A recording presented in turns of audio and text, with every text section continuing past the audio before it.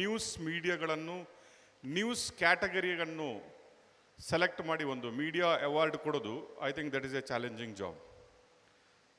I treat him as A brother, ನನ್ನ brother ಅಂತಲೇ ಕರಿತೀನಿ, ರಘು ಭಟ್.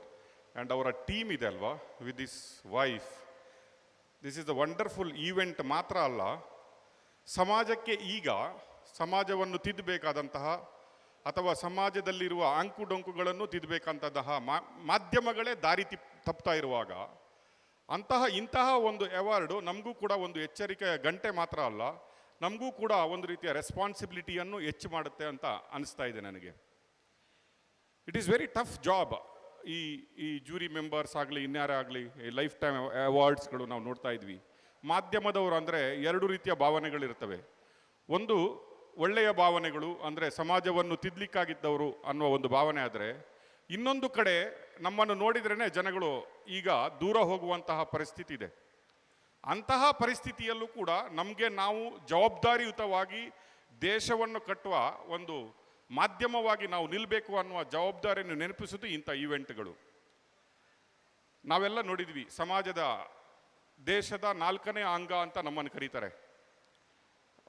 ಸಂವಿಧಾನದಲ್ಲಿ ನಮ್ಮನ್ನು ಯಾವ ಅಂಗ ಅಂತ ಗುರುತಿಸಲ್ಲ ಅಂದರು, ನಾವು ಸಂವಿಧಾನದಲ್ಲಿ ಒಂದು 4ನೇ ಅಂಗ ಅಂತ ನಾವು ಹೇಳ್ತೀವಿ. ಬಟ್ 4ನೇ ಅಂಗವು ಎಲ್ಲೋ ದಾರಿ ತಪ್ತಾ ಇದೆ ಅಂತ ಹೇಳುವಾಗ ಇಂತಹ ಅವಾರ್ಡ್ಗಳು ನಮ್ಮಲ್ಲಿ ಜವಾಬ್ದಾರಿಯನ್ನು ಹುಟ್ಟಿಸ್ತದೆ. ನಮಗೆ ನಾವೊಂದು ವರ್ಷಕ್ಕೆ ಒಂದು ಆ್ಯನಿವರ್ಸರಿ ಪ್ರೋಗ್ರಾಮ್ ಮಾಡ್ತೀವಿ.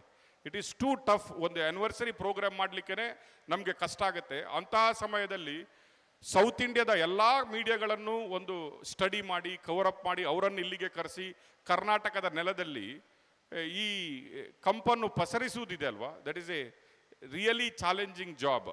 ನನಗನ್ನಿಸ್ತಾ ಇದೆ, ರಘು ಭಟ್ ಅವರು ಲಾಸ್ಟ್ ಇಯರ್ ನನಗೂ ಒಂದು ಅವಾರ್ಡ್ ಕೊಟ್ಟಿದ್ರು. ಆ ಜವಾಬ್ದಾರಿ ನನಗೆ ಹೇಗಿತ್ತು ಅಂದರೆ, ಆ ಟೈಮಲ್ಲಿ ನಾವು ಪ್ರಜ್ವಲ್ ರೇವಣ್ಣ ಸ್ಟೋರಿ ಮಾಡಿದ್ವಿ. ಅದರ ನಂತರ ಆ ಅವಾರ್ಡ್ ಸಿಕ್ಕಿದ ಮೇಲೆ 1 ವರ್ಷದಲ್ಲಿ ನಾವು ಎಂಥ ಸ್ಟೋರಿಗಳನ್ನು ಮಾಡಿದ್ವಿ ಅಂದರೆ, ರಘು ಭಟ್ ಅವರು ತೋರಿಸಿದಂತಹ ಜವಾಬ್ದಾರಿ ಇದೆಯಲ್ಲ, ಹೊರಿಸಿದಂತಹ ಜವಾಬ್ದಾರಿಯನ್ನು ನಾವು ನಿಭಾಯಿಸಿದ್ವಿ ಅಂತ ಇದ್ದೀವಿ. All the congratulation to all the winners today. ನೀವುಗಳು ಇದು ಸಾಮಾನ್ಯ ಪ್ರಶಸ್ತಿ ಅಲ್ಲ, ಎಲ್ಲರೂ ಕೊಟ್ಟಂಗೆ ಒಂದೇನೋ ಪ್ರಶಸ್ತಿ ಕೊಟ್ಟು ಕಳಿಸುವಂತಹ ಪ್ರಶಸ್ತಿ ಅಲ್ಲ. TNIT ಪ್ರಶಸ್ತಿಗೆ ಇವತ್ತು ದೇಶಾದ್ಯಂತ ಒಂದು ಬೆಲೆ ಬಂದಿದೆ.